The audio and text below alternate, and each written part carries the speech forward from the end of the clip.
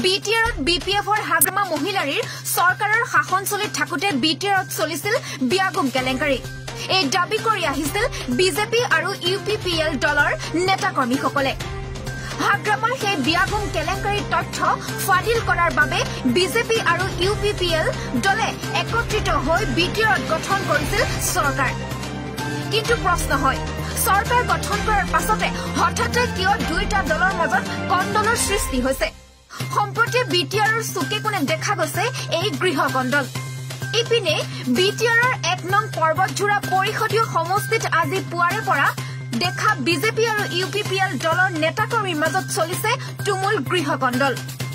BTR নিৰ্বাচনৰ পাছত দুইটা দলে একত্ৰিত হৈ চৰকাৰ গঠন কৰাৰ পাছত যিকোনো বিটিআৰত কাম কাজ একত্ৰিত হৈ কৰিব বুলি এই চুক্তি কৰিছিল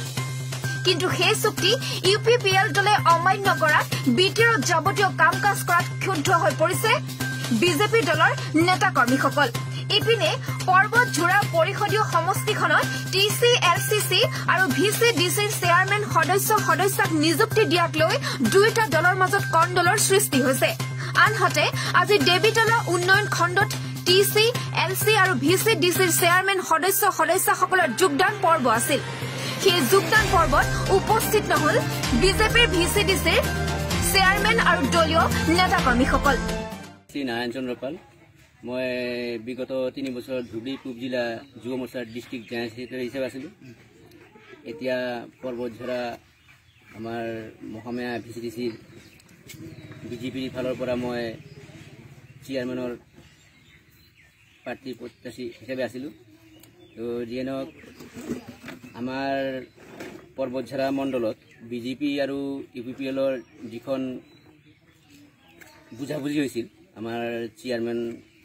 বা টিচিএলচি এইবিলাকৰ লৈ যিটো বুজাবুজি হৈছিল তাৰ ভিতৰত ইউপিপিএল আৰু আমাৰ বিজেপিৰ বুজাবুজিৰ মাজত আমাক 4খন ভিচিডিচি আমাক দিব বুলি কৈছিল তেওঁলোকে আৰু 6খন ভিচিডিচি তেওঁলোকে ল'ব তো এইখিনিলৈকে আমাৰ একদম চূড়ান্ত সিদ্ধান্ত আছিল আমাৰ দুটা দলৰ মাজত বিজেপি আৰু ইউপিপিএলৰ মাজত তো আমি কালি হঠাৎ দেখা পালোঁ যে তেওঁলোকে নিজাববীয়াকৈ আমাৰ দলৰ লগত কোনো ধৰণৰ বুজাবুজি নকৰাকৈ তেওঁলোকে নিজ হাতেৰে এপইণ্টমেণ্টবিলাক আনি ব্লকে তেওঁলোকে আহিল আমাৰ দলৰ লগত কোনো ধৰণৰ কোনো সংস্পৰ্শ তেওঁৰ লগত নাই আমাৰ দলে কালি দুপৰীয়ালৈকেও গম নাপালে যে কোন চেয়াৰমেন হ'ব কোন ভাইচ চেয়াৰমেন হ'ব কোনটো আমি পাইছোঁ কোনটো পোৱা নাই তো যিয়ে নহওক আমি বাহিৰা ফালৰ পৰা আমি হোৱাটছআপত পাওঁ যে আমাৰ মহামায়া ভিচিডিচিত এপইণ্টমেণ্ট আহিছে আচ্ছা দাদা শুনো তাৰমানে আমি দেখা পাইছিলোঁ যে যোৱা নিৰ্বাচনত বিজেপি আৰু ইউপিপিএলে তেখেতে যিহেতু দুটি চিট পৰিৱৰ্তন আনিব বিচাৰি ৰাজনীতি খেলিছিল খেলাৰ পিছত তেখেতে চৰকাৰ গঠন কৰিছে পৰিৱৰ্তন কিমান হ'ল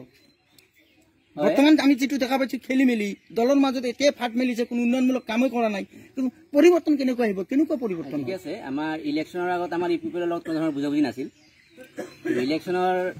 যিটো ফল ওলাল তাৰে পিছত যেহেতু চৰকাৰ কৰিবই লাগিব চৰকাৰ কৰাৰ স্বাৰ্থত যেতিয়া আমাৰ ইউপিপিএলৰ সভাপতি আমাৰ প্ৰমোদ বড়ো ডাঙৰীয়া যেতিয়া আমাৰ বিজেপিৰ শৰণাপন্ন হৈছিল তেতিয়া বিজেপিয়ে তেওঁলোকৰ লগত লৈ চৰকাৰ কৰাৰ এটা সিদ্ধান্ত লৈছিল আমি আশা কৰিছিলোঁ যে এইটো চৰকাৰ হয়তো পৰিৱৰ্তনৰ চৰকাৰেই হ'ব কিন্তু এলায়েন্স চৰকাৰ মানে আমি বিজেপি আৰু ইউপিপিএলৰ মাজত যিটো এলায়েন্স আমাৰ আমি দেখা পাইছিলোঁ যে যোৱা নিৰ্বাচনত আমাৰ যিখন হাগ্ৰামাৰ নেতৃত্বত বিপিএফ দল আছিল তেখেতক উৎখাত কৰাৰ কাৰণে বিজেপি আৰু ইউপিএলে সক্ৰিয়ভাৱে ৰাজনীতি খেলিছিল খেলাৰ পিছত জয়লাভ কৰিছিল কৰাৰ পিছত তেখেতে 50% বুলি তেখেতৰ এটা আলোচনা বিলোচনা হৈছিল কিন্তু সেইটো নিদিলে কিয় নিদিলে সেইকাৰণে আমি বহুত দুখিত কাৰণ আমি ভাবিছিলোঁ মিলিজুলি চৰকাৰখন চলাই লৈ যাব পাৰিম বুলি আমি আশা কৰিছিলোঁ কিন্তু এই আশাটো আমাক আজি সম্পূৰ্ণ নহ'ল কাৰণ ইয়াতে ধৰি লওক মহামায়া আমাৰ এই পৰ্বতঝৰাটো মহামায়াটো বিজেপিৰ পৰা সিলেকশ্যন হৈছিলে মদাতিটো দিছিল মদাতিটো হৈছে আৰু এইফালে মহামায়াও হৈছে আৰু ৰূপসিত দিয়া হৈছিলে কিন্তু আমাৰ ইএমএ এপ্ৰুভ কৰাৰ পিছতো এইটো ইহঁতে মানে চক্ৰান্তমূলকভাৱে সিহঁতে কাৰ্যটো কৰিলে, সেইকাৰণে দুখৰ বিষয়। আপোনাৰ যিহেতু বিজেপি দলৰ সভাপতি আছে আমাৰ ৰঞ্জিত দাস ডাঙৰীয়া, তেখেতক আপুনি কি আহ্বান জনাব? আপুনি যিহেতু আজি যোগদান কৰা নাই। হয়, নিশ্চয় মই আহ্বান জনাওঁ দলীয় হিচাপে যে যেনেকৈ 50% আমি 50-50 হ'ব লাগিছিল, এনেকুৱা হোৱা নাই। সেইকাৰণে আমি বহুত দুখিত। আমি আশা কৰোঁ,